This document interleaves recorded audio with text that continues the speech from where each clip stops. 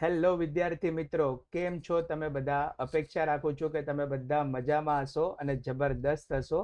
તમારી ભણવાની તૈયારી પણ ખૂબ સરસ રીતે, જોરદાર રીતે ચાલતી હશે. મિત્રો, મારું નામ છે સંકેત સર અને આજના સેશનમાં આપણે ધોરણ 12નો વિષય નામાના મૂળ તત્વો, જેનું પ્રકરણ નંબર 3, જેનું નામ છે પાઘડીનું મૂલ્યાંકન, એના વિશે જોવાના છીએ, સમજવાના છીએ. મિત્રો, આ ચેપ્ટરમાં આપણે જે તમારી ટેક્સ્ટબુક છે એની દરેક લાઈન આપણે કવર કરી લેશું. એટલે કે 360 ડિગ્રી પોઈન્ટ ઓફ વ્યૂથી આ ચેપ્ટરને આપણે કવર કરવાના છીએ. મિત્રો, આ જે ચેપ્ટર છે એનું તમારા બોર્ડના પ્રશ્નપત્રની અંદર વેઇટેજ ટોટલ 11 માર્કનું છે. અને આ 11 માર્કની અંદર આ ચેપ્ટરમાંથી કયા કયા પ્રકારના પ્રશ્નો પૂછાય છે એ આપણે જાણવું ખૂબ જ જરૂરી છે. તો આપણે સૌથી પહેલા આ ચેપ્ટરનું વેઇટેજ એકવાર જાણી લઈએ, જેનાથી આપણને ખ્યાલ આવે કે આપણે આ ચેપ્ટરની અંદર આ પ્રકારના પ્રશ્નોની તૈયારી કરવાની છે. તો મિત્રો, આપણે શરૂઆત કરીએ સેશનની. સૌથી પહેલા આપણે જોવા જઈ રહ્યા છીએ આ ચેપ્ટરનું વેઇટેજ. મિત્રો, આ વેઇટેજ તમે પણ તમારી ક્લાસવર્ક છે એટલે કે નોટબુક છે એની અંદર મેન્શન કરી લેશો.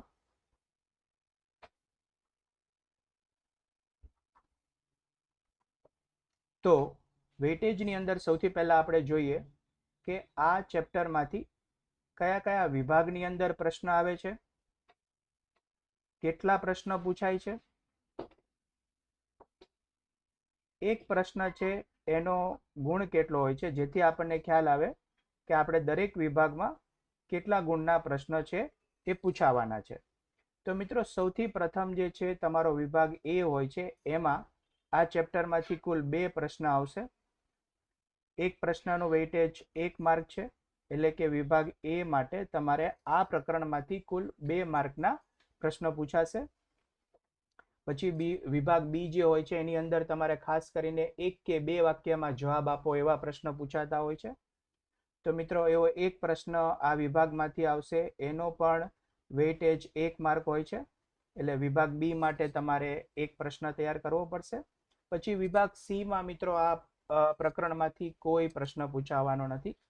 અને વિભાગ ડી ની અંદર મિત્રો 2 પ્રશ્ન પૂછાશે, જેમાં એક પ્રશ્ન 4 માર્કનો હોય છે.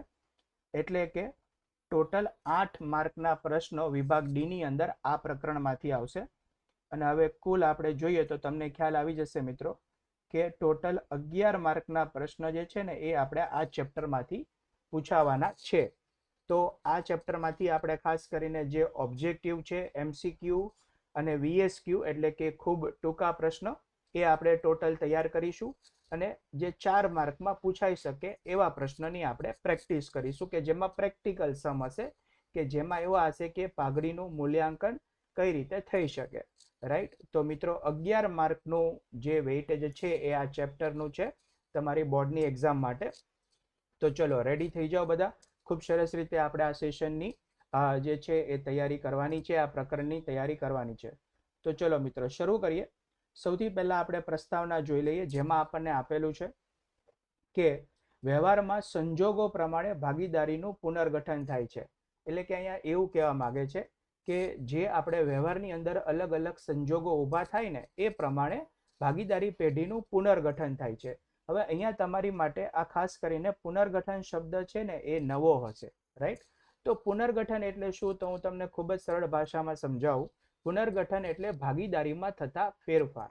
રાઈટ. જ્યારે ભાગીદારી પેઢીમાં કોઈ પણ પ્રકારના ફેરફાર થાય, એ ફેરફાર કેવા છે આપણે આગળ જોશું. પણ અત્યારે તમે એટલું યાદ રાખો કે ભાગીદારી પેઢીમાં કોઈ પણ પ્રકારના ફેરફાર થાય છે ને, તો ત્યારે આપણે જે સંજોગો ઊભા થાય એ સંજોગો પ્રમાણે આપણે ભાગીદારી પેઢીમાં ફેરફાર કરવા પડે. પુનર્ગઠન એટલે મિલકતો અને દેવાનું પુનઃ મૂલ્યાંકન કરવામાં આવે છે. તો મિત્રો, જ્યારે બી ભાગીદારી પેઢીનું પુનર્ગઠન થાય ને, ત્યારે આપણે જે પેઢીની અંદર મિલકતો હોય અને જે દેવા હોય ને એનું પુનઃ મૂલ્યાંકન એટલે કે એનું ફરી વખત મૂલ્યાંકન કરવું જરૂરી છે. અને જ્યારે બી આપણે આ મિલકત અને દેવાનું પુનઃ મૂલ્યાંકન કરીએ, એની સાથે સાથે આપણે પાઘડીની કિંમત પણ નક્કી કરવી પડે. એટલે પાઘડીની કિંમત નક્કી કરવાનો પ્રશ્ન ઉદ્ભવે. રાઈટ. આ પ્રકરણમાં આપણે પાઘડી અને તેને લગતી વિવિધ અલગ અલગ બાબતોનો આપણે અભ્યાસ કરવાનો છે. તો મિત્રો, અહીંથી આપણને એવું જાણવા મળ્યું કે જ્યારે ભાગીદારી પેઢીમાં ફેરફાર થાય એટલે કે પુનર્ગઠન થાય ત્યારે દરેક વખતે મિલકતો અને દેવાનું પુનઃ મૂલ્યાંકન કરવું પડે. અને જ્યારે બી આપણે મિલકત અને દેવાનું પુનઃ મૂલ્યાંકન કરીએ ત્યારે પાઘડીની મૂલ્યાંકનનો પ્રશ્ન ઊભો થાય. કેમ? કારણ કે મિત્રો આપણને ખબર હોવી જોઈએ કે પાઘડી પણ ધંધાની એક પ્રકારની મિલકત છે. ઓકે, ચલો આગળ વધીએ. હવે આપણને એવું કહેવા માંગે છે કે પેઢી પાસે મુખ્યત્વે બે પ્રકારની મિલકત હોય છે. મિત્રો આપણે જોઈ ગયા આ 11મા ધોરણમાં. એક હોય છે બિનચાલુ મિલકત અને બીજી હોય છે ચાલુ મિલકત. ચલો તમને બધાને ખ્યાલ હોવો જોઈએ કે બિનચાલુ મિલકત અને ચાલુ મિલકત કોને કહેવાય. એને જલ્દીથી મને આનો આન્સર છે તમે કમેન્ટ બોક્સમાં આપજો. હું તમને એક વખત સમજાવી દઉં. મિત્રો, જે મિલકતો ધંધામાં 1 વર્ષ અથવા એનાથી વધારે સમયગાળા માટે હોય એ બધાને આપણે કહેશું બિનચાલુ મિલકત. અને જે મિલકતો ધંધામાં 1 વર્ષ અથવા તો ઓછા સમયગાળા માટે હોય તો એને આપણે કહેશું ચાલુ મિલકત. હે ને? એટલે કે બિનચાલુ અને ચાલુ આ બંનેનો તફાવત છે ને એ સમય પ્રમાણે નક્કી કરવામાં આવેલો છે. રાઈટ, થોડા એક્ઝામ્પલ બી આપણે જોઈ લઈએ. આપણને આપેલા જ છે આગળ ટેક્સ્ટ બુકમાં. ચલો, શું કહેવા માંગે છે? તો બિનચાલુ મિલકતોમાં અદ્રશ્ય મિલકતો, કાયમી મિલકતો અને લાંબા ગાળાના રોકાણોનો સમાવેશ થાય છે. તો આગળ આપેલું છે અદ્રશ્ય મિલકતોમાં પાઘડી, પેટન્ટ, ટ્રેડમાર્ક, કોપીરાઇટ વગેરેનો સમાવેશ થાય છે. મિત્રો, આ પણ તમે 11મા ધોરણમાં જોઈ ગયા કે અદ્રશ્ય મિલકતો છે જેમાં આપણે અલગ અલગ નામ છે કે પાઘડી, પેટન્ટ, ટ્રેડમાર્ક, કોપીરાઇટ આ બધી એક પ્રકારની અદ્રશ્ય મિલકત છે. અદ્રશ્ય મિલકત કોને કહેવાય? તો આવી મિલકતો જોઈ શકાતી નથી પરંતુ બજારમાં તેનું મૂલ્ય હોય છે. જો મિત્રો, આ તમારા માટે નવું છે. અદ્રશ્ય મિલકત એટલે જોઈ નથી શકાતી પણ હા ચોક્કસ બજારમાં તેનું મૂલ્ય હોય છે. પાઘડી પણ એવી એક પ્રકારની અદ્રશ્ય મિલકત જ છે કે જે જોઈ શકાતી નથી પરંતુ બજારમાં તેનું મૂલ્ય હોય છે. હવે પાઘડી પણ એક એવી મિલકત છે કે જે આપણે જોઈ નથી શકતા પણ તેનું મૂલ્ય છે. તો તેનું મૂલ્ય કેવી રીતે નક્કી થાય એ પણ મિત્રો આપણે સમજવું જરૂરી છે. હે તો એ જ આપણે આ ચેપ્ટરમાં જોવાના છીએ.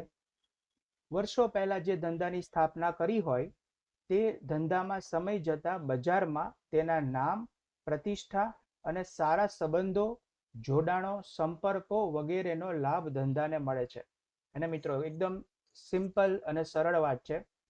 જો આપણે જ્યારે બી આપણે ધંધાની સ્થાપના કરી હોય અને જેમ જેમ આપણે સ્થાપના કર્યા પછી ધંધાને આગળ વધારતા જઈએ, જેમ આપણો ધંધો છે એ જૂનો થતો જશે તો તેમ તેમ આપણા ધંધાનું નામ, આપણા ધંધાની પ્રતિષ્ઠા, આપણે અલગ અલગ ગ્રાહકો સાથે આપણે જે સારા સંબંધ બનાવેલા હોય, આપણા જે જોડાણ છે, આપણા જે સંપર્કો છે એ બધાનો લાભ આપણા ધંધાને અલગ અલગ રીતે મળશે.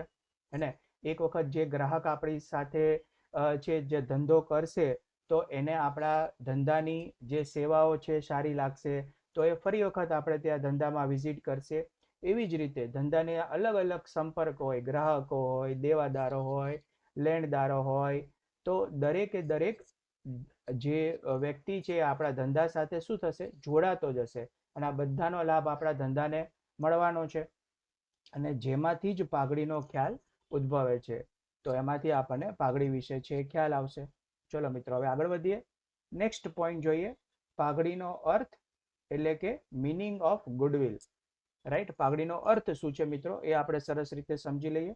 તો સૌથી પહેલા આપણને એકદમ સરળ ભાષામાં આપેલું છે પાઘડી એ ધંધાની બજારમાં પ્રતિષ્ઠાનું મૂલ્ય દર્શાવતી અદ્રશ્ય મિલકત છે. તો પાઘડી છે અદ્રશ્ય મિલકત છે આપણને ખ્યાલ આવી ગયો. પણ કેવા પ્રકારની અદ્રશ્ય મિલકત છે? તો બજારની અંદર આપણા ધંધાની પ્રતિષ્ઠા જે છે એનું આપણે જો મૂલ્યાંકન કરવું હોય તો કેવી રીતે કરીશું? તો એ જ થઈ ગઈ આપણા માટે પાઘડી. તો સરળ ભાષામાં એવું યાદ રાખવાનું કે બજારની અંદર આપણા ધંધાની પ્રતિષ્ઠાનું હું મૂલ્યાંકન કરું છું તો એ મારા માટે પાઘડી થઈ જશે અને એ અદ્રશ્ય મિલકત છે. જ્યારે પણ અપેક્ષિત નફા કરતાં વધુ નફો કમાવાની ધંધાની પ્રતિષ્ઠાના મૂલ્યને પાઘડી તરીકે ઓળખવામાં આવે છે. તો મિત્રો, જ્યારે આપણે ધંધાની અંદર આપણો અપેક્ષિત નફો હોય એના કરતાં જ્યારે આપણે વધારે નફો કમાઈએ તો એ વધારે નફા કમાવાને કારણે ધંધાની પ્રતિષ્ઠા વધશે અને એ પ્રતિષ્ઠાનું જ્યારે હું મૂલ્યાંકન કરીશ તો એ આપણે પાઘડી તરીકે ઓળખીશું. જે પેઢી પોતાની પ્રતિષ્ઠા ખાસ પ્રકારના સ્થિર ગ્રાહક વર્ગ અને અન્ય કારણોસર સામાન્ય પેઢીઓ કરતા વધુ નફો કમાવાની ક્ષમતા ધરાવે છે તે પેઢી પાઘડી ધરાવે છે તેમ કહી શકાય. તો મિત્રો અહીંયા આપણને એવું સમજાવવામાં આવેલું છે કે કયા પ્રકારની પેઢીમાં પાઘડી હોય. તો એવી પેઢી કે જે સામાન્ય પેઢી કરતા વધુ નફો કમાવાની ક્ષમતા ધરાવે છે.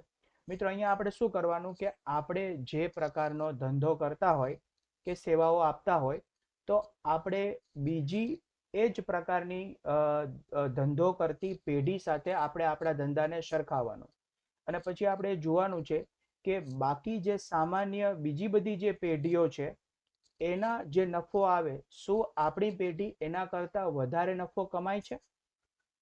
એ વધુ નફો કમાય એની પાછળ કયા કયા કારણો હોઈ શકે. તો એની પાછળ આપણા ધંધાની પ્રતિષ્ઠા હોઈ શકે. પછી આપણો ખાસ કરીને સ્થિર ગ્રાહક વર્ગ. મિત્રો આ શબ્દો જો, સ્થિર ગ્રાહક વર્ગ એટલે એવો ગ્રાહક વર્ગ કે જે આપણા ધંધામાં રેગ્યુલર વિઝિટ કરે છે, જે દર વખતે આપણી પાસેથી જ ખરીદી કરવાનું પસંદ કરે છે, એને કહેવાય સ્થિર ગ્રાહક વર્ગ. રાઈટ. અને બીજા ઘણા બધા કારણો છે. તો એના કારણે જ્યારે આપણી પેઢી બીજી સામાન્ય પેઢી કરતા વધારે નફો કમાવાની ક્ષમતા ધરાવે તો ત્યારે આપણે એવું કહી શકીએ કે આપણા પેઢીની અંદર, આપણા ધંધાની અંદર પાઘડી છે. પાઘડીના મૂલ્યનો આધાર પેઢીની નફો કમાવાની ક્ષમતા પર રહેલો હોય છે. જો મિત્રો બહુ સરળ અને સ્પષ્ટ ભાષામાં આપેલું છે કે પાઘડી ખાસ અને ખાસ કરીને ધંધાની નફો કમાવાની ક્ષમતા ઉપર જ આધાર રાખે છે. તો આપણે સરળ રીતે કહી શકીએ, તમારા માઇન્ડમાં પ્રશ્ન ઉદ્ભવે કે સર જો આપણા બિઝનેસમાં નફો ન થતો હોય અને નુકસાન થતું હોય અને ખોટ થતું હોય તો શું? તો આપણા ધંધાની અંદર પાઘડી અસ્તિત્વમાં હોય જ નહીં. બહુ સરળ અને સાદી ભાષામાં ખોટ છે તો પાઘડી હશે જ નહીં. હા, તમારો ધંધો બીજી સામાન્ય પેઢી કરતા વધારે સારો નફો કમાય છે તો એટલી વધારે તમારા ધંધામાં પાઘડી હશે. હવે આપેલું છે કે પાઘડી પાકા સરવૈયામાં મિલકત લેણા બાજુ બિનચાલુ મિલકતોના મથાળા હેઠળ અદ્રશ્ય મિલકત તરીકે દર્શાવાય છે. હવે પાઘડીનું મૂલ્યાંકન તો થઈ ગયું, પણ એ પાઘડીને આપણે નામાના મૂળ તત્વોના જે આપણા હિસાબી ચોપડા હોય એમાં ક્યાં બતાવવાની? તો મિત્રો તમને ખ્યાલ હશે કે વર્ષના અંતે આપણે પાકું સરવૈયું બનાવીએ ધંધાની નાણાકીય પરિસ્થિતિ જાણવા માટે. અને આ પાકા સરવૈયાની અંદર બે બાજુ હોય છે. ડાબી બાજુ છે એને મૂડી અને દેવા બાજુ કહેવાય. જમણી બાજુને મિલકત અને લેણા બાજુ કહેવાય. આ મિલકત અને લેણા બાજુ સૌથી ઉપર આપણે મથાળો આપીએ છીએ જેનું નામ છે બિનચાલુ મિલકત. આ બિનચાલુ મિલકતની અંદર પણ દ્રશ્ય મિલકત, અદ્રશ્ય મિલકત, કાયમી મિલકતો, રોકાણો આ બધું દર્શાવવામાં આવે. તો એની અંદર મિત્રો અદ્રશ્ય મિલકતોમાં આપણે પાઘડીનું જે મૂલ્ય નક્કી કરેલું છે એ આપણે દર્શાવવાનું હોય છે. રાઈટ. ચલો, તો મિત્રો તમને બહુ સરળ રીતે ખ્યાલ આવી ગયો છે પાઘડીનો અર્થ એટલે કે પાઘડીનો મીનિંગ શું થાય છે. તો મિત્રો આપણે સરળ ભાષામાં યાદ રાખવાનું છે કે ઘણા બધા અલગ અલગ કારણોસર, જેમ કે જ્યારે આપણી પોતાની પ્રતિષ્ઠા, મેઇન કારણ આપણી ધંધાની પ્રતિષ્ઠા, આપણો સ્થિર ગ્રાહક વર્ગ અને અન્ય ઘણા બધા કારણોસર જ્યારે આપણી પેઢી બીજી સામાન્ય પેઢી કરતા વધારે નફો કમાવાની ક્ષમતા ધરાવે તો આ જે ક્ષમતા છે એનું આપણે મૂલ્યાંકન કરીએ તો એ મૂલ્યાંકનને આપણે પાઘડી તરીકે ઓળખીએ છીએ. રાઈટ. ચલો, બહુ સરસ રીતે આપણે સમજી ગયા. હવે આગળ વધીએ. પાઘડીના મૂલ્યાંકનને અસર કરતા પરિબળો. તો મિત્રો આ ખરેખર આપણને શું કહેવા માંગે છે? તો જ્યારે આપણે પાઘડીનું મૂલ્યાંકન કરીએ ને તો એ મૂલ્યાંકન ઓલવેઝ ફિક્સ ન હોય, સ્થિર ન હોય. રાઈટ. ઘણા બધા એવા અલગ અલગ પરિબળો છે કે જેના કારણે ધંધાની પાઘડીનું મૂલ્ય છે એ બદલાતું રહે. તો એવા કયા કયા પરિબળો છે કે જે પાઘડી ઉપર અસર કરે છે, કે જેના કારણે ધંધાની પાઘડી ઉપર સારી અસર પણ આવી શકે અને ખરાબ અસર પણ આવી શકે? તો આપણે એવા બધા પરિણામો છે, એવા બધા પરિબળો છે એ આપણે એકવાર જોઈ લઈએ. રાઈટ. તો સૌથી આપણે પહેલા આપેલું છે પાઘડીના મૂલ્યનો આધાર પેઢીના નફો કમાવાની ક્ષમતા પર રહેલો છે. એ તો આપણે જોઈ લીધું કે જો ધંધામાં નફો હશે તો પાઘડી હશે, ખોટ હશે તો પાઘડી અસ્તિત્વમાં નહીં હોય. અને જેટલો વધારે સારો નફો કમાવાની ક્ષમતા હશે એટલું વધારે સારું પાઘડીનું મૂલ્ય હશે. ધંધાના નફાને ધંધાનું સ્થળ, ધંધાની મુદ્દત, ધંધાનો પ્રકાર, ધંધાની હરીફાઈ વગેરે પરિબળો અસર કરે છે. તો મિત્રો અહીંયા આપણને ટૂંકમાં પરિબળોના નામ આપેલા છે. આ બધા જ પરિબળો આપણે ડિટેલમાં આગળ જોવાના છે. આથી પાઘડીના મૂલ્યાંકનને પણ આવા જુદા જુદા પરિબળો અસર કરતા હોય છે. પાઘડીના મૂલ્યાંકનને મુખ્યત્વે નીચેના પરિબળો અસર કરતા હોય છે. હવે દરેક પરિબળ આપણે વિગતવાર ચર્ચા કરીશું. સૌથી પહેલું મિત્ર પરિબળ છે જેનું નામ છે ધંધાનું સ્વરૂપ. ચાલો આ પરિબળ વિશે આપણે જોઈએ. તો સૌથી પહેલા આપેલું છે કે જે પેઢી દ્વારા અપેક્ષિત નફા કરતા વધુ નફો કમાવાની ક્ષમતા હોય. તો મિત્રો પહેલા નંબરના જે પરિબળો છે એમાં સૌ પ્રથમ નંબરનું પરિબળ આપેલું છે, એનું નામ છે ધંધાનું સ્વરૂપ. તો જોઈએ ધંધાના સ્વરૂપમાં શું કહેવા માંગે છે. જે પેઢી દ્વારા અપેક્ષિત નફા કરતા વધુ નફો કમાવાની શક્તિ વધુ મૂલ્ય વૃદ્ધિવાળી વસ્તુના ઉત્પાદનને કારણે હોય, સ્થિર વેચાણમાં વધુ નફાનો ગાળો ધરાવવાના કારણે હોય, અથવા અન્ય કોઈ કારણોસર વધુ નફો આવતો હોય, ત્યાં પાઘડી અસ્તિત્વ ધરાવે છે. તો મિત્રો અહીંયા એવું કહેવા માંગે છે કે જો તમારા ધંધાની વસ્તુ જ એવી છે કે જેના કારણે ગ્રાહકોની મૂલ્યમાં વૃદ્ધિ થતી હોય, તો એના કારણે આપણું વેચાણ વધારે થશે, ને વેચાણ વધારે થશે તો આપણો નફો પણ અપેક્ષિત નફા કરતા વધારે નફો આવશે. તો ધંધાનું સ્વરૂપ કયા પ્રકારનું છે, ધંધામાં તમે કયા પ્રકારની વસ્તુઓ અને સેવાઓ પૂરી પાડો છો. તો જો એ વસ્તુઓ અને સેવાથી ગ્રાહકની મૂલ્ય વૃદ્ધિમાં વધારો થતો હોય તો આપણે એવું કહી શકીએ કે ધંધામાં નફો વધારે આવશે, ને જો નફો વધારે આવશે તો ધંધામાં પાઘડી ઉપર અસર પડશે. તો ચલો હવે આપણે બીજા નંબરનું પરિબળ જોઈએ, જેનું નામ છે ધંધાનું સ્થળ. મિત્રો આ ખૂબ અગત્યનું પરિબળ છે, તો આપણે એને સરસ રીતે સમજીશું. ધંધાનું સ્થળ, ઘણીવાર ધંધો કયા સ્થળે આવેલો છે તેના ઉપર પણ નફો કમાવાનો આધાર રાખે છે. રાઈટ. મિત્રો જો આ વસ્તુને હું તમને એક ઉદાહરણ આપીને સમજાવીશ. માની લો કે આપણે કોઈ સોના ચાંદીના ઘરેણાની દુકાન છે એ સ્ટાર્ટ કરવી છે, એનો ધંધો છે એ સ્ટાર્ટ કરવો છે, અને આપણી પાસે બે અલગ અલગ એરિયા છે. સપોઝ આપણે અમદાવાદમાં રહીએ છીએ તો આપણી પાસે પહેલો ઓપ્શન છે કે સીજી રોડ જેવા કે પ્રાઇમ લોકેશન ઉપર આપણે ધંધો સ્ટાર્ટ કરીએ, કે પછી જીઆઈડીસી જેવા જે એરિયા છે ત્યાં આપણે સોના ચાંદીના ઘરેણાની દુકાન છે સ્ટાર્ટ કરીએ. તો મિત્રો આનો બહુ સરળ જવાબ છે કે પ્રાઇમ લોકેશન જ્યાં ખાસ કરીને ગ્રાહકો, રિટેલ ગ્રાહકો વારંવાર વિઝિટ કરતા હોય એવો એરિયા છે સીજી રોડ. તો અને જો ખાસ કરીને તમે કોઈ મેન્યુફેક્ચરિંગ ધંધો સ્ટાર્ટ કરવા માટે માંગો છો તો એના માટે એક સરસ લોકેશન રહેશે જીઆઈડીસી જેવો એરિયા, હે ને. તો ધંધો કયા સ્થળ ઉપર તમે રાખેલો છે એ પણ પાઘડીના મતલબ ધંધાના નફાને અસર કરે છે, ને જો નફાને અસર કરશે તો એ ધંધાની પાઘડીને પણ અસર કરશે. આગળ આપેલું છે કે જો ધંધો મુખ્ય સ્થળે આવેલો હોય, મેં તમને કીધું ને પ્રાઇમ લોકેશન એટલે કે મુખ્ય સ્થળ ઉપર આવેલો હોય, જ્યાં તે વસ્તુના ગ્રાહકો વધુમાં વધુ આવતા હોય તો તે ધંધામાં કમાણી વધુ થાય છે. મિત્રો બહુ સરળ વસ્તુ છે કે તમારું સ્થળ એવું હોવું જોઈએ કે જ્યાં તમારા વસ્તુને લગતા ગ્રાહકો વારંવાર તમારી મુલાકાત લઈ શકે. આવા મોકાના સ્થળ આવેલ ધંધાની પાઘડી હંમેશા વધુ હોય છે. તો આમ ધંધાનું સ્થળ પણ પાઘડીના મૂલ્યને અસર કરે છે. મિત્રો બહુ સરસ પોઈન્ટ હતો, અપેક્ષા રાખું છું કે તમને સમજાઈ ગયો હશે.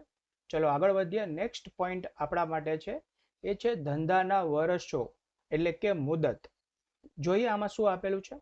સામાન્ય રીતે ધંધો જેટલો જૂનો હોય તેટલી તેની બજારમાં પ્રતિષ્ઠા વધુ હોય છે. રાઈટ મિત્રો, તમને ખબર હશે કે કહાવત છે કે જેટલું જૂનો ધંધો, રાઈટ, વાઇન માટેની ખાસ કરીને આ કહાવત છે, older the wine higher the value, હે ને. તો અહીંયા સેમ એ વસ્તુ લાગુ પડે છે કે તમારો ધંધો જેટલો જૂનો ને એટલી એની બજારમાં પ્રતિષ્ઠા વધુ. ઘણા બધા ધંધા તો બહુ જૂના હોય તો તમે જોયેલું હશે કે એના નામની સાથે એનું જે બ્રાન્ડિંગ હોય ને એમાં લખતા હોય કે સિન્સ 1977, સિન્સ 1988. તો એનાથી ખ્યાલ આવે કે આ ધંધો છે આટલો જૂનો છે. કારણ શું? તો કારણ કે તેના ઘણા ગ્રાહકો તેનાથી પરિચિત હોય છે. મિત્રો બહુ સરળ વસ્તુ છે, તમારો ધંધો નવો હશે તો તમારી પાસે ગ્રાહકનો વર્ગ ઓછો હશે, પણ તમારો ધંધો જૂનો હશે તો તમારી પાસે ઘણા બધા પરિચિત ગ્રાહકોનો વર્ગ તમારી પાસે હશે. તો તમારી પાસે પરિચિત ગ્રાહકોનો પરિચિત ગ્રાહકો એટલે શું કે જે ગ્રાહકો તમારા ધંધાની મુલાકાત લઈ ગયેલા છે. તો જેટલા તમારી પાસે ધંધો જૂનો એટલા પરિચિત ગ્રાહકો વધારે, જેટલા પરિચિત ગ્રાહકો વધારે એટલા જ તમારા ધંધાનું વેચાણ વધારે થશે, અને વેચાણ વધારે થશે તો ધંધાનો નફો પણ વધારે આવશે. પેઢી સાથેનો તેમનો સંબંધો ખૂબ જ જૂના તથા ગાઢ હોય છે. જેટલો જેમ જેમ ધંધો જૂનો થતો જાય એટલો આપણો ગ્રાહકો સાથેનો સંબંધ વધારે ને વધારે મજબૂત થતો જશે. ગ્રાહકોનો આપણા ઉપર ભરોસો મજબૂત થતો જશે. તો આપણે સહેલાઈથી એ ગ્રાહકને આપણે વસ્તુનું વેચાણ છે કરી શકીએ છીએ. પરિણામે આવા ધંધાની પાઘડી વધુ હોય છે. આમ ધંધાના વર્ષો પણ પાઘડીના મૂલ્યને અસર કરે છે. એના મિત્રો, તો અત્યાર સુધી આપણે ટોટલ 3 પરિબળો વિશે ચર્ચા કરી. પહેલા નંબર ઉપર હતું ધંધાનું સ્વરૂપ. બીજા નંબર ઉપર મિત્રો આપણે જોયું ધંધાનું સ્થળ કયું છે, અને ત્રીજા નંબર ઉપર જોયું ધંધાના વર્ષો એટલે કે આપણો ધંધો કેટલો જૂનો છે. ચલો આગળ વધીએ. ચોથા નંબર ઉપર આપણી પાસે પોઈન્ટ છે જેનું નામ છે બજારની સ્થિતિ. સમજી લઈએ પહેલા, વાંચી લઈએ પહેલા આમાં શું કહેવા માંગે છે. ધંધામાં બજારમાં ઇજારાશાહી હોય અથવા મર્યાદિત હરીફાઈ હોય તેવા ધંધામાં નફો વધુ હોય છે. જો મિત્રો શું કહેવા માંગે છે કે તમે જે વસ્તુનો ધંધો કરો છો એ વસ્તુની જો બજારમાં અથવા તો તમારા ધંધાની જો બજારમાં ઇજારાશાહી છે અથવા તો મર્યાદિત હરીફાઈ છે, તો મિત્રો આ બંને જે શબ્દ છે એનો તમને ખ્યાલ હોવો જોઈએ. ઇજારાશાહી એટલે શું? ઇજારાશાહી એટલે ધંધાની એવી પરિસ્થિતિ કે જ્યાં જે વેચાણ કરતા છે ને એ માત્ર એક જ છે, પણ ખરીદ કરતા ઘણા બધા છે. એટલે કે તમે માત્ર એક જ બજારની અંદર વેચવા વાળા છો, જ્યારે ખરીદવા વાળો વર્ગ ઘણો બધો છે. અને મર્યાદિત હરીફાઈ એટલે શું? તો વેચાણ કરવા વાળા બહુ ઓછા હોય, પણ ખરીદી કરવા વાળો ગ્રાહક બહુ વધારે હોય. તો શું થશે મિત્રો કે જ્યારે વેચાણ કરવા વાળા એક જ છે તો ઇજારાશાહી, અથવા તો ખૂબ ઓછા છે તો મર્યાદિત હરીફાઈ. એના કારણે તમે છે એ ધંધા ઉપર તમારી વસ્તુઓ ઉપર વધુ નફો લઈ શકશો. કેમ? કારણ કે ગ્રાહક પાસે બીજો કોઈ ઓપ્શન છે જ નહીં. એને જો એ વસ્તુ જોતી હશે તો તમારી પાસે જ આવવું પડશે, અને એનો તમે ફાયદો ઉઠાવીને તમે તમારો જે પ્રોફિટ એટલે કે નફાનો દર છે એ વધારી શકો છો. નફાનો દર વધશે તો ધંધાની અંદર પાઘડીનું મૂલ્ય છે એ વધવાનું છે. આમ ધંધાની બજારમાં કેવી સ્થિતિ છે તેના પર પણ પાઘડીના મૂલ્યનો આધાર રહેલો છે. રાઈટ? ચલો આગળ વધીએ મિત્રો. 5th નંબરનો પોઈન્ટ છે આપણી પાસે સંચાલકોની કાર્યક્ષમતા. સંચાલકો એટલે કે ધંધાના મેનેજર્સ જે ધંધાનું સંચાલન કરે છે એને સંચાલકો કહેવાય. એ કેટલા કાર્યક્ષમ છે? કાર્યક્ષમ સંચાલનના કારણે પેઢીની ઉત્પાદકતામાં વધારો થાય છે. જો મિત્રો શું કહેવા માંગે છે કે જો તમારું મેનેજમેન્ટ એટલે કે સંચાલન જે છે ને એ એકદમ એફિશિયન્ટ હશે, એટલે કે કાર્યક્ષમ હશે, એ લોકો ઓછામાં ઓછા રિસોર્સિસનો યુઝ કરીને વધારેમાં વધારે કામ લેતા હશે, એટલે કે ઓછા માણસો રાખીને વધારે કામ લેવું, ઓછા સાધનોનો ઉપયોગ કરીને વધારે ઉત્પાદન કરવું, તો એનાથી શું થશે કે તમારી પડતર કિંમત છે ને એ ઘટી જશે. તમે જે વસ્તુ બનાવો છો એની પડતર કિંમત છે એ ઘટી જાય. વેચાણ કિંમત તો સ્થિર છે, પડતર કિંમત જો ઘટે તો ધંધામાં નફો વધી જશે, અને નફો વધશે તો ધંધામાં પાઘડીનું મૂલ્યાંકન પણ વધી જશે. હે? તો મિત્રો તમે એક વસ્તુ માર્ક કરી હશે કે પાઘડીના મૂલ્યાંકનમાં જે બધા પરિબળો છે ને એ પહેલા નફા ઉપર અસર કરે છે. કેમ? તો પહેલા પાઘડી ખુદ જ નફા ઉપર આધારિત છે, એટલે નફાને અસર કરતા જેટલા પરિબળો હશે ને એ બધા પાઘડીને અસર કરતા પરિબળો બનશે એવું આપણે કહી શકીએ. ચલો હવે આપણે સૌથી છેલ્લો પોઈન્ટ જે આપેલો છે અન્ય ખાસ લાભ, એ પણ આપણે જોઈ લઈએ. તો એમાં આપણને કહેવા માંગે છે કે જ્યારે પેઢી પાસે કોઈ ખાસ પ્રકારનો લાભ હોય અને જેના કારણે નફો કમાવાની ક્ષમતા વધારે હોય ત્યારે પણ પાઘડી અસ્તિત્વમાં છે એવું કહી શકાય. જ્યારે તમને બાકી સામાન્ય પેઢી કરતાં કોઈ ખાસ પ્રકારના લાભ મળતા હોય. હવે એવા કેવા લાભ છે એ આપણે જોઈએ. તો પેઢી પાસે કોઈ સ્પેસિફિક વસ્તુ બનાવવાનું લાયસન્સ હોય કે તમે જ એ વસ્તુ બનાવી શકો છો. કોઈ વસ્તુ કે સેવાની તમારી પાસે પેટન્ટ હોય. પેટન્ટ મિત્રો કોને કહેવાય? તો જ્યારે કોઈ વસ્તુની ડિઝાઇન તમે બનાવો ને, અને ડિઝાઇન બનાવવાના રાઇટ્સ તમે એના હક છે તમે તમારા નામે કરી લ્યો તો એને પેટન્ટ કહેવાય, કે એ પ્રકારની ડિઝાઇન તમે જ બનાવી શકો છો.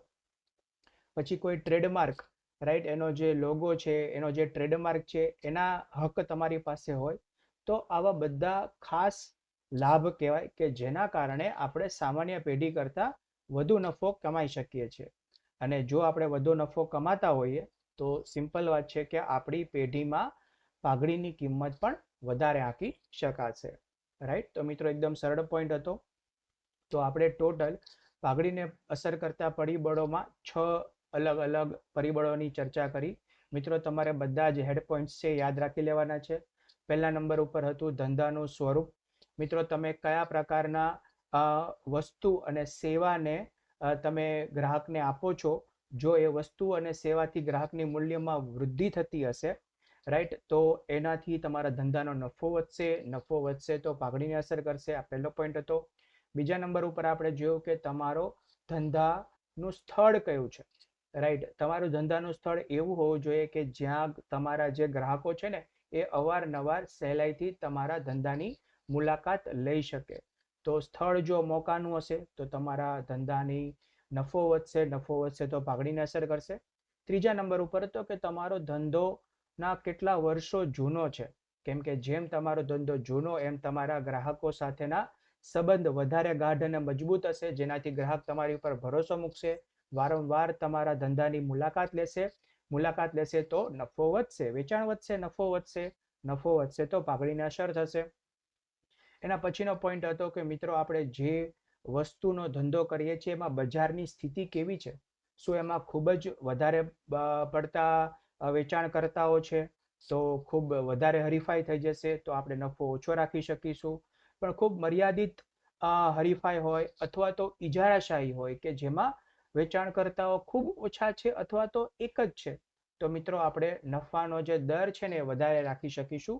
નફાનો દર વધારે હશે તો ધંધાની અંદર પાઘડીને અસર થશે. પછીનો પોઈન્ટ હતો સંચાલકોની કાર્યક્ષમતા. મિત્રો આપણે એ જોવાનું છે કે આપણા સંચાલકો કેટલા કાર્યક્ષમ છે, એ લોકો કેટલા ઓછા રિસોર્સિસનો ઉપયોગ કરીને કેટલું વધારે ઉત્પાદક કરે છે, તો જેના કારણે ધંધામાં પડતર નીચી આવશે. પડતર નીચી આવે તો નફો વધે તો ધંધામાં પાઘડીને અસર થશે. અને પછી છે અન્ય ખાસ લાભ. મિત્રો આપણી પાસે જો કોઈ અન્ય ખાસ પ્રકારના હકો છે, જેમ કે કોપીરાઇટ, પેટન્ટ, ટ્રેડમાર્ક, કોઈ વસ્તુનો આપણી પાસે લાયસન્સ છે, તો ખાસ કરીને એની તકનો લાભ લઈ, એનો આપણે ફાયદો લઈ અને ધંધામાં નફો વધારી શકીએ છીએ. અને જો નફો વધશે તો ધંધાની પાઘડીને અસર થશે. તો મિત્રો આપણે આ બધા જ પાઘડીને અસર કરતા છ પરિબળો જોઈ લીધા. આઈ હોપ સો તમને બધા જ પોઈન્ટ સરસ રીતે યાદ રહી ગયા હશે. હેડ પોઈન્ટ્સ યાદ રાખી લેવાના છે મિત્રો તમારે, અને એની અંદરના જે ડિટેલ્સ છે એ તમારે ખાલી એકવાર સમજી વિચારીને યાદ રાખવાની છે. તો તમે તમારી ખુદની ઓન લેંગ્વેજમાં, તમારી ખુદની ભાષામાં તમે એને એક્ઝામમાં જો આમાંથી કોઈ પોઈન્ટ પૂછાય, ખાસ કરીને MCQ VSQમાં, તો એને તમે સરસ રીતે એટેમ્પ્ટ કરી શકો. તો મિત્રો મુખ્ય પરિબળો સિવાય પણ આપણને અહીંયા જે પાઘડીને અસર કરતા અમુક નાના નાના પરિબળો આપેલા છે એ પણ આપણે જોઈ લઈએ. જેમાં પહેલા નંબર ઉપર છે વેચાણ પછીની સેવાઓ, એટલે કે જેને આપણે ઇંગ્લિશમાં કહીએ છીએ આફ્ટર સેલ્સ સર્વિસ. મિત્રો ઘણી બધી આ જે વસ્તુ એવી હોય છે, ખાસ કરીને તમે માર્ક કર્યું હશે કે ઇલેક્ટ્રોનિક આઇટમ્સ છે, જેમ કે AC છે, રેફ્રિજરેટર છે, પછી કોઈ ઓટોમોબાઈલ્સ કે 2 વ્હીલર કે 4 વ્હીલર સેગમેન્ટ છે, તો એમાં તમે માર્ક કર્યું હશે કે એમાં એક વખત આપણે વસ્તુ વેચી દઈએ ને, પણ વસ્તુ વેચ્યા પછીની જે સર્વિસીસ છે, જેમ કે અમુક વર્ષો સુધી મેન્ટેનન્સ ફ્રી આપવામાં આવે, ઇન્સ્ટોલેશન ફ્રી આપવામાં આવે, અથવા તો ગ્રાહકને કોઈ ખાસ કરીને જો તકલીફ પડે છે તો એ તકલીફનું એમને વ્યવસ્થિત રીતે સોલ્યુશન આપવામાં આવે. તો આ બધી વેચાણ પછીની સેવાઓ પણ ખાસ કરીને એક પરિબળ છે કે જે તમારી પાઘડીને અસર કરે છે, કારણ કે એનાથી ગ્રાહકનો સંતોષ વધે છે. અને જો ગ્રાહકનો સંતોષ વધશે તો ગ્રાહક જે છે એ તમારો કાયમી ગ્રાહક બની જશે અને પછી એ તમારા વેચાણ વધારવામાં તમને હેલ્પફુલ થશે. એ સિવાય બીજો પોઈન્ટ આપેલો છે મિત્રો પેઢીની ભૂતકાળની સિદ્ધિઓ. આપણી પેઢી જે છે, ધંધો જે છે, એને ભૂતકાળમાં કોઈ એવા સરસ એચિવમેન્ટ્સ કરેલા છે કે જેના કારણે આપણો ધંધો છે બજારમાં ખૂબ પ્રતિષ્ઠિત બનેલો છે, જેની પ્રતિષ્ઠા વધારેલી છે. તો એ બધી વસ્તુઓ પણ ધંધાના પાઘડીને અસર કરે છે. સારા મજૂર સંબંધો, ઘણી બધી વસ્તુ એવી હોય છે મિત્રો કે જેમાં આપણે ખાસ કરીને મજૂરો ઉપર જ આધારિત હોઈએ છીએ. તો આપણે મજૂરો સાથે સંબંધ કેવા રાખેલા છે એ પણ પાઘડીને અસર કરતું એક પરિબળ બની શકે છે. રાઈટ. તો મિત્રો આ સાથે આપણો આ પોઈન્ટ કમ્પ્લીટ થાય છે. ચલો હવે આપણે આગળ વધવાનું છે.